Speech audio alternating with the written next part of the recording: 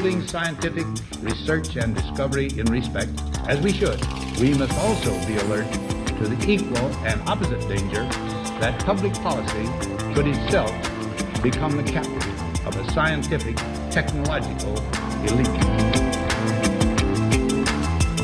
We've signed a climate convention on the importance of economic instruments and free markets. Were included in this mammoth Agenda 21 document and the Rio Declaration. Let me be clear on one fundamental point. The United States fully intends to be the world's preeminent leader in protecting the global environment. Coming up, Technocracy News. And greetings, Patrick Wood here for Technocracy News and Trends. Today is April 17, 2019. Lots of stories, as usual, in the news pertaining to technocracy and its spread. Number one, big tech lobbyists fighting states over citizens' privacy protection. Now, this is not a big surprise, but it is not good either. States around our country have been working legislatively to write privacy bills for we citizens. That is, we get to see our data. We get to say whether it's collected or not. We get to say whether it's sold or not by the companies that collect it. And these are pretty much common sense things that states are trying to do. Well, forget that. The big tech lobbying firms now, of course, coming under the guise of being think tanks instead of just plain old lobbyist groups, they're ganging up now with big tech money to go around state to state and try and block laws that are designed to protect citizen privacy. Furthermore, these same lobbyists are swarming Washington, D.C., where federal legislators are trying to make laws as well that will protect us. And basically what they're trying to do is to write those laws, federal, and put in the requirement that they automatically supersede any state law, meaning that states' rights is being severely degraded. Well, you have to figure that lobbyists will do what lobbyists do. Most of these people are attorneys as well. That maybe explains a little bit more. But they're getting huge donations from companies like Verizon and AT&T and Uber and Twitter and Amazon, you name it. Big tech is stepping up to the plate to make sure that you don't keep your rights to your own data. America needs to say no to this. This is, again, a harbinger of technocracy, scientific dictatorship, where data is used to control and socially engineer the masses. Not good. Next story, a new term, geofence.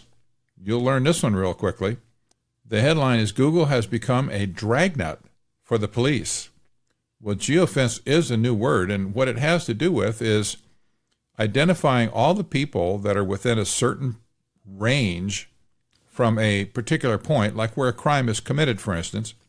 And the idea is when police have no other clues to solve a crime, they know a crime has been committed, maybe they see a dead body, maybe they see broken windows in a house or whatever, but they have no clues, no fingerprints, no nothing, no video, no surveillance cameras.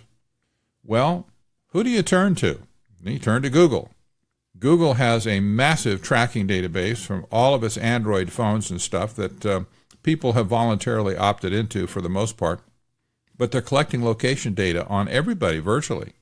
And so the government now is going after warrants that have this tag geofence in them, where it's not going after a specific person or if they had a phone number, for instance, it's not going after Joe Smith to get his location data, but it's simply saying, here's the boundaries of the geofence. Give me all of the records of anybody that was in that geofence area at the time of the crime. Now, it could be anybody. Most of all, certainly it's innocent people. Privacy groups are having a fit over this one because innocent people are being caught up in criminal investigations. Does anybody really want their name associated with a criminal investigation of any kind? I don't think so, because once your name is entered, it's there, even if they just talked to you and nothing resulted from it. Your name is still in there. Of course, there's no presumption of guilt necessarily, but the fact that the police even talked to you, if you were caught in this Geofence roundup, if you will, would indicate that that you had something maybe to hide. And not only that, innocent people actually have been arrested already because they were in the wrong place at the wrong time. And that would include, of course, if you have another person with a criminal record and he just happens to be in that area. Maybe he's already been to prison. Maybe he served his time. Maybe he's been completely exonerated. But if he gets caught up in that Geofence search, the police are going to be knocking on his door saying, what were you doing there? Well, if the guy says it's none of your business, that's really going to make the police upset then. Well, why would you tell us? Remember the term Geofence, and remember whenever you can to turn off location tracking when you don't need it. This is a good idea to do with both Android and iPhones. Next story up is going to be controversial but factual. The headline, Demographic Doom. Children per household is collapsing. My comments on this are key because this is an issue I've been tracking for a long time, at least 12 years now. My comment says, for over 20 years, demographers and sociologists have known about and documented the world's population collapse, and yet the world persists in hysteria over population blowout.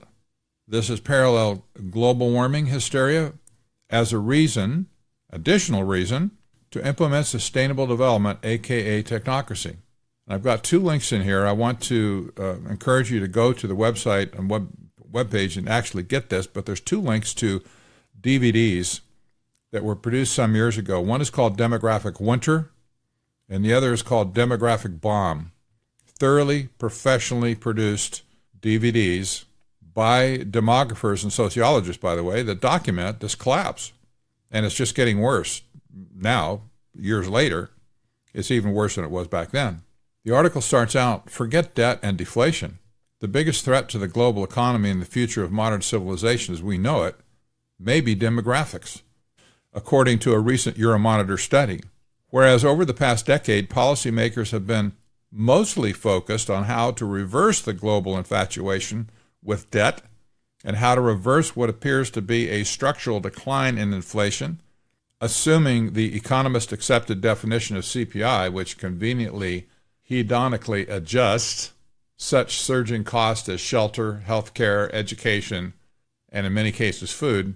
An even more troubling trend has been observed in recent years due to a culmination of factors including falling fertility rates, rising divorce rates, and expensive real estate. Family sizes across the world are shrinking.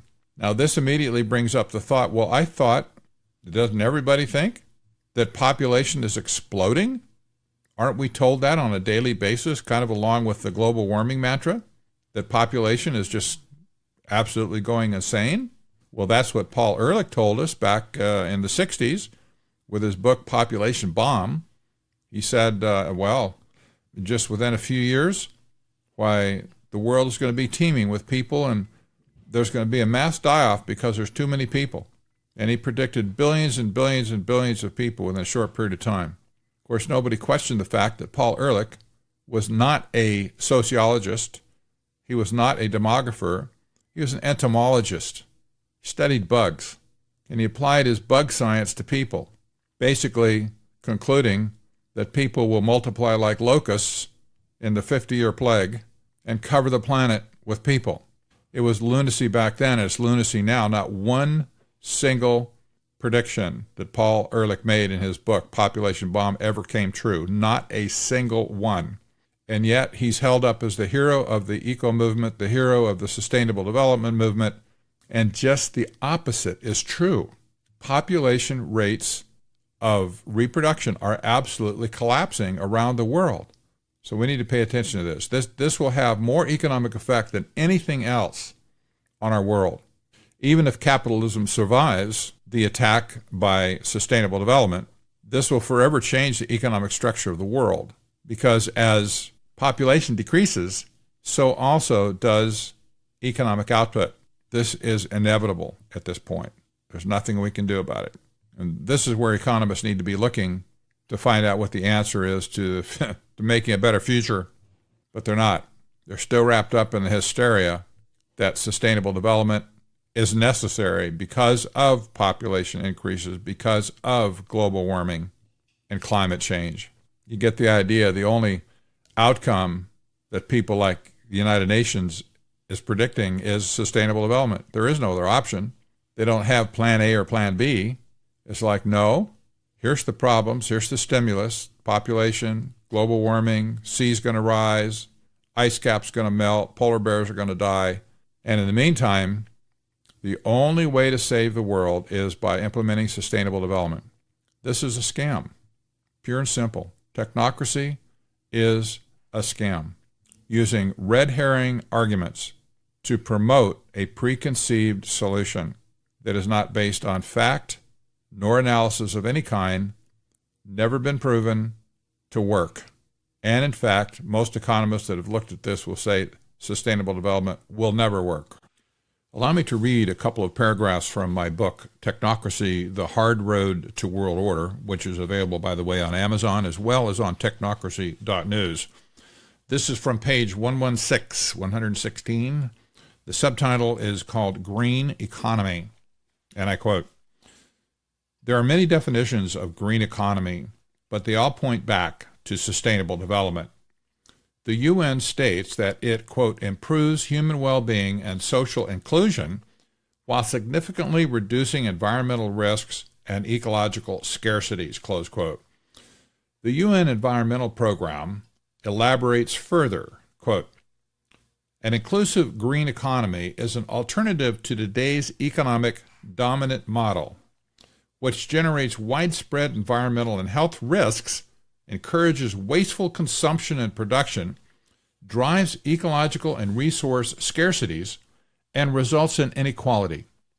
It is an opportunity to advance both sustainability and social equity as functions of a stable and prosperous financial system within the contours of a finite and fragile planet. It is a pathway towards achieving the 2030 Agenda for Sustainable Development, eradicating poverty, while safeguarding the ecological thresholds which underpin human health, well-being, and development." Well, there you have it. Green economy is slated to replace capitalism and free enterprise, number one, and it's going to do all these wonderful things for us. It's going to underpin human health, well-being, and development, and all those other things. But in fact, it's a scam. I'm Patrick Wood for Technocracy News and Trends. Have a great day.